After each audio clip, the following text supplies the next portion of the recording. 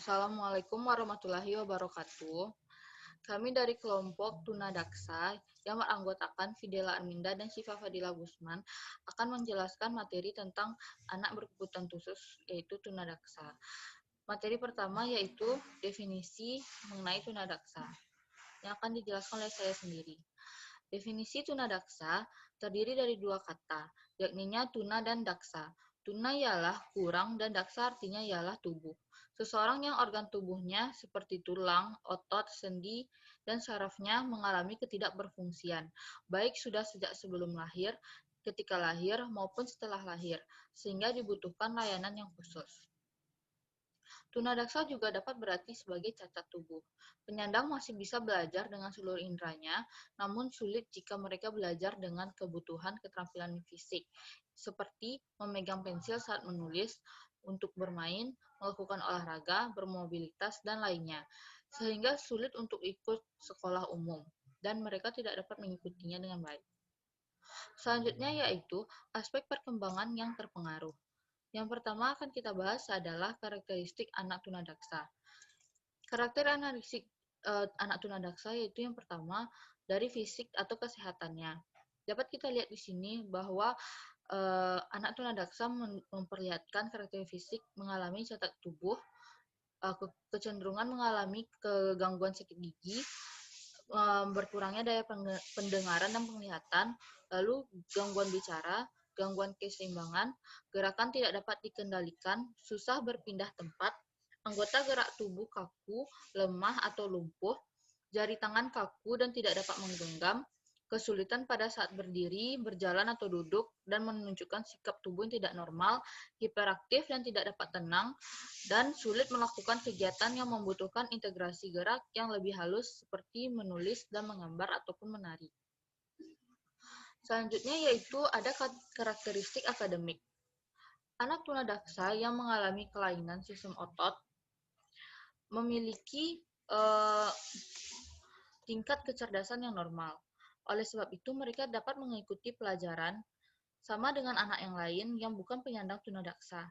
Anak tunadaksa mengalami kelainan pada sistem cerebral, memiliki tingkat kecerdasan yang berentang, mulai dari tingkat idiosi hingga gifted. Yang selanjutnya itu anak cerebral palsy, mengalami kelainan kognisi dan simbolisasi. Oleh karena itu, terbatasnya kemampuan kognisi sehingga mengganggu fungsi kecerdasan, penglihatan, pendengaran, bicara, rabaan, dan bahasa. Selanjutnya, kita masuk kepada karakteristik sosial dan emosional anak. Anak yang merasa dirinya cacat, tidak berguna, sehingga menjadi beban orang, menjadikan anak tersebut menunjukkan karakteristik yang malas belajar, malas bermain, dan perilaku yang tidak sesuai lain. Selanjutnya, karakteristik seperti adanya penolakan yang diberikan oleh orang tua dan lingkungan akan merusak perkembangan pribadi anak tersebut.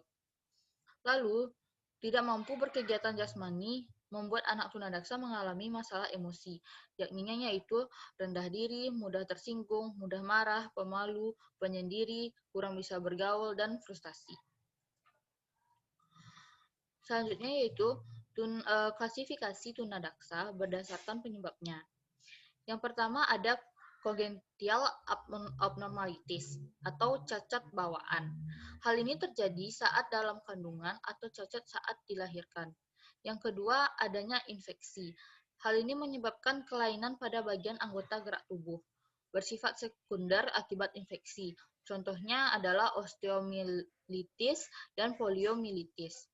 Yang ketiga yaitu gangguan metabolisme. Hal ini terjadi pada anak dan bayi karena faktor asupan, nutrisi, atau gizi, sehingga menyebabkan kelainan pada fungsi intelektual dan sistem ortopedis. Yang keempat yaitu kecelakaan, yaitu trauma yang dapat menyebabkan kelainan ortopedis, yakni kelainan koordinasi, mobilisasi, atau kelainan lain yang tergantung dari akibat kecelakaan tersebut. Yang kelima yaitu penyakit progresif. Terjadinya dikarenakan penyakit progresif yang berasal dari keturunan atau genetik, atau karena DMP, yaitu penyakit dystropia musculoskeletal progressiva. Yang keenam adalah gangguan yang tidak diketahui sebabnya.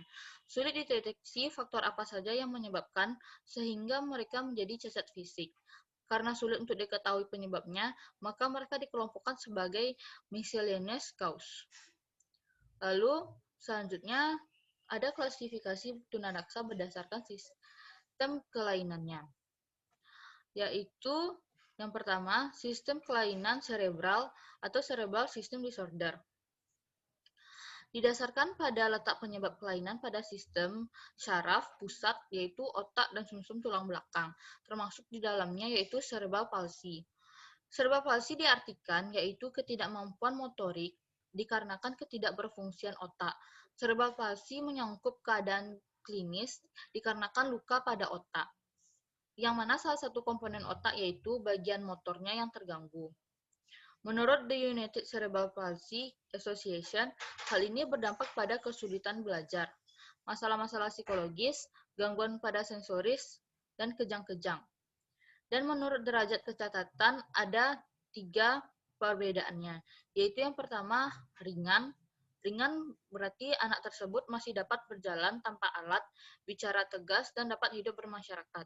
Sedangkan untuk yang sedang itu membutuhkan treatment atau latihan khusus untuk bicara, berjalan, dan lainnya. Lalu jika sudah berat yaitu memerlukan perawatan yang tetap dalam ambulasi dan juga perawatan dalam bicara. Selanjutnya yaitu berdasarkan kelainan sistem otot dan rangka atau muskuloskeletal system.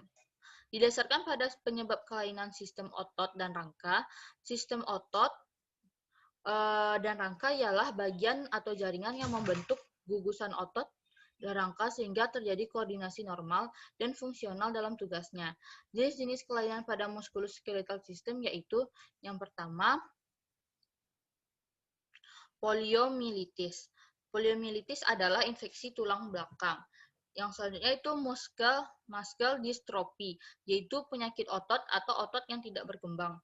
Dan yang terakhir yaitu spina bifida, yaitu kelainan tulang belakang atau spinal cord-nya. Baiklah, sekian materi dari saya. Selanjutnya akan dijelaskan oleh Syifa. Kepada Syifa disilakan. Baiklah, terima kasih kepada Fidela. Selanjutnya saya akan membahas mengenai intervensi.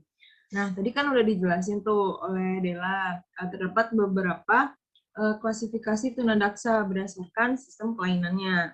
Nah, sekarang aku bakal ngejelasin bagaimana sih cara menangani anak dengan gangguan gerak sesuai dengan jenis kelainannya. Yang pertama tuh ada intervensi pada anak poliomyelitis. Poliomyelitis itu sendiri adalah suatu kelainan pada anggota gerak karena infeksi oleh virus polio. Nah, virus polio yang masuk ke dalam tubuh melalui makanan akan menyerang sumsum tulang belakang, pusat sel-sel motorik, sehingga anggota gerak yang di sarafnya akan layu dan nyeri serta mengecil, atau yang disebut dengan atrofi. Untuk penanganannya yaitu yang pertama ada stadium preparalisis, yaitu dengan cara memberikan bed rest, isolasi, vitamin-vitamin, serta gentle massage dengan gosokan ringan. Yang kedua ada stadium paralisis, yaitu dengan cara memberikan latihan gerak pasif atau aktif yang gentle, mencegah kontraktur, pemakaian splint atau spike, kemudian pengaturan posisi untuk mengurangi nyeri. Yang ketiga ada stadium recovery, yaitu dengan cara mencegah kontraktur, mengulur otak yang memendek, latihan gerak dengan beban, latihan pola gerak normal, kemudian menggunakan brace atau crook, kemudian latihan gerak aktif secara gentle. Selanjutnya, ada intervensi pada anak muscle dystrophy. Next slide. Untuk muscle dystrophy ini adalah suatu kondisi pada anak yang ditandai dengan pengecilan otot-otot yang progresif. Penanganannya itu dengan memberikan latihan gerak pasif, mengulur otot yang memendek atau stretching, kemudian back spleen, crook, dan walker. Untuk intervensi ini kontraindikasinya adalah latihan penguatan otot dengan beban karena tidak akan meningkatkan kekuatan otot degeneratif. Kemudian intervensi ini perlu energi yang besar, kemudian juga mudah lelah, dan mempercepat kemunduran kemampuan fungsional. Ya, yang ketiga yaitu intervensi pada anak cerebral palsy. Cerebral palsy itu sendiri adalah kelainan anggota gerak karena adanya kerusakan otak. Kadang kerusakan itu mempengaruhi bagian lain dari otak, sehingga menyebabkan kesulitan dalam penglihatan, pendengaran, komunikasi, dan juga belajar. Kemudian, gimana sih cara penanganannya? Yaitu menggerakkan berlawanan dengan arah spatiknya, kemudian mencegah salah bentuk, kemudian menguatkan otot yang lemas. Kemudian latihan keseimbangan dalam berlutut, berdiri, berjalan, kemudian kontrol gerakan-gerakan agar tidak gemetar. Yang keempat ada intervensi pada anak spina bifida. Spina bifida itu sendiri adalah kelainan bawaan di mana terjadi gangguan pertumbuhan vertebrata sehingga areus vertebrata tidak menutup dengan sempurna. Cara penanganan itu dengan memberikan latihan gerak yang bersifat gentle, yaitu gerak pasif dan gerak assisted. Untuk kontraindikasinya itu adalah latihan-latihan yang progresif. Yang kelima ada intervensi pada flat foot. Flat foot itu sendiri merupakan keadaan di mana arcus medialis plantar pedis akan hilang, sehingga telapak kaki rata dengan lantai. Untuk penanganan mengulurnya itu, struktur dorsum pedis dilakukan selama 5 menit. Kemudian mobilisasi aktif dengan mengaktifkan otot cuf dan tibialis. Kemudian ada pendekatan multidisiplin dalam program rehabilitas anak cacat di pusat rehabilitas, yaitu tujuan rehabilitas ini sendiri adalah anak dengan gangguan ini agar anak tersebut dapat melakukan aktivitas kehidupannya sehari-hari tanpa bantuan orang lain. Kemudian ada pun program rehabilitas di pusat rehabilitas ini, program ini dibuat untuk melewati stadium atau tahap-tahap kegiatan yang dibutuhkan anak. Yang pertama ada stadium akut, itu dari 0 sampai 6 minggu.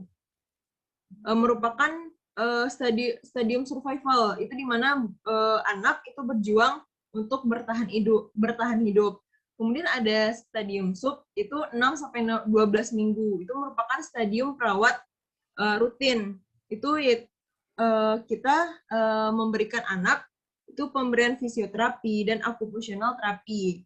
Yang ketiga ada stadium aftercare, yakni anak dipersiapkan untuk kembali ke rumah atau ke perumahan khusus Wisma Panti. Jadi di stadium aftercare ini dia untuk rehabilitasnya sudah baik gitu, udah bisa berjalan anaknya gitu kan, sudah bisa menggunakan motoriknya. Kemudian yang kelima ada program inklusif bagi anak tunadaksa. Yang pertama itu ada program pendidikan sekolah. Untuk program pendidikan bagi anak fisik itu merupakan program lanjutan dari rehabilitas yang sudah saya jelaskan tadi. Hal yang perlu diperhatikan adalah kegiatan sekolah yang menyangkut gerakan motorik. Olahraga disesuaikan dengan kondisi fisik anak, jadi nggak bisa dipaksain anaknya untuk berolahraga. Kemudian biasanya anak membawa surat rujukan atau keterangan dari dokter yang merawat dan orang tua untuk mendiskusikan bagaimana keadaannya itu, bisa dijelaskan bagaimana anak yang gini. Kemudian anak yang berada di kelas khusus atau yang biasa disebut dengan SLB tentunya mengikuti kurikulum sesuai dengan kelasnya. Di samping belajar, anak masih memerlukan latihan fisik, yaitu seperti fisioterapi sama occupational terapi.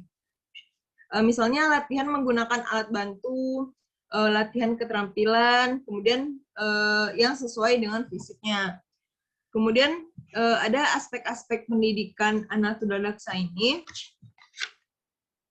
Yang pertama itu pengembangan intelektual dengan akademik. Untuk pengembangan intelektual dan akademik ini dilaksanakan secara formal di sekolah melalui kegiatan pembelajaran. Untuk di sekolah khusus tunadaksa, untuk anak yang tunadaksa ini memiliki sekolah khususnya yaitu SLBD. Kemudian ada membantu perkembangan fisik. Hambatan utama untuk anak tunadaksa ini belajar adalah gangguan motorik yang mereka alami. Guru harus bisa mengatasi gangguan yang sedang terjadi. Misalnya, guru harus mampu membantu memelihara kesehatan fisik anak dan mengoreksi gerakan yang salah, serta mengembangkan ke arah gerak yang normal atau yang benar. Oleh karena itu, untuk SLBD ini sangat diperlukan kerjasamanya dan staf medis penting untuk memperhatikannya juga. Yang ketiga yaitu meningkatkan perkembangan emosi dan penerimaan. Dalam proses pendidikan itu sendiri, kerjasama guru dengan psikolog harus terjalin dengan baik. Karena untuk menanamkan konsep diri yang positif terhadap kecacatan anak tunadaksa. Sehingga mereka dapat menerima diri mereka. Jadi supaya mereka tuh kayak nggak pesimis atau dia nggak minder, jadi itu diperlukan juga psikolog. Kemudian yang keempat, mematangkan aspek sosial. Aspek sosial ini meliputi kegiatan kelompok dan kebersamaannya perlu dikembangkan dengan pemberian peran kepada anak tunadaksa. Dengan demikian, mereka ini bisa berpartisipasi dan bertanggung jawab atas tugas yang diberikan. Kemudian yang kelima itu mematangkan moral dan spiritual. Dalam proses pendidikan anak tunadaksa ini perlu diajarkan bagaimana moral-moral kehidupan, kemudian keagamaan, itu sangat perlu diajarkan kepada anak yang mengalami tunadaksa ini. Yang keenam itu meningkatkan ekspresi diri. Ekspresi diri anak tunadaksa perlu ditingkatkan melalui kegiatan kesenian, keterampilan, atau kerajinan. Jadi anak tunadaksa ini dia kayak nggak kaku, terus dia bisa mengekspresikan dirinya, apakah itu melalui musik atau melukis, nah itu juga bisa. Kemudian mempersiapkan masa depan anak. Dalam proses pendidikan, guru bertugas untuk menyiapkan masa depan anak tunadaksa. Untuk melakukan hal tersebut, itu membiasakan anak untuk bekerja dengan kemampuannya dan membekali mereka dengan latihan keterampilan yang menghasilkan sesuatu untuk bakal hidupnya. Itu bisa dilihat juga dari yang meningkatkan ekspresi diri tadi. Apakah dia bisa punya talent untuk bernyanyi atau melukis atau hal lainnya. Selanjutnya ada bimbingan dan penyuluh. Bimbingan dan penyuluh pada anak sebenarnya sudah dimulai di pusat rehabilitas tadi kan, melalui program-program yang terencana, misalnya pada stadium pertama sampai ke 6 minggu. Program ini, program bimbingan ditekankan untuk mengatasi krisis awal supaya anak mau menerima keadaan fisiknya, supaya dia nggak minder gitu kan. Bimbingan dan penyuluhan juga melakukan fisioterapi. Bimbingan dan penyuluhan juga dilakukan untuk kembali ke sekolah. Anak-anak dipersiapkan untuk menerima keadaannya mempersiapkan diri untuk bertemu teman-teman atau lingkungan sekitarnya. Mungkin itu saja yang bisa saya jelaskan, dikembalikan kepada moderator. Baiklah, terima kasih kepada Syifa. Sekian materi dari kami, yaitu kelompok dari Tunadaksa yang dipresentasikan oleh saya, Fidela Arminda, dan Syifa Fadila Gusman. Jika ada kesalahan ataupun kekurangan, mohon dimaafkan. Terima kasih sudah memperhatikan. Assalamualaikum warahmatullahi wabarakatuh.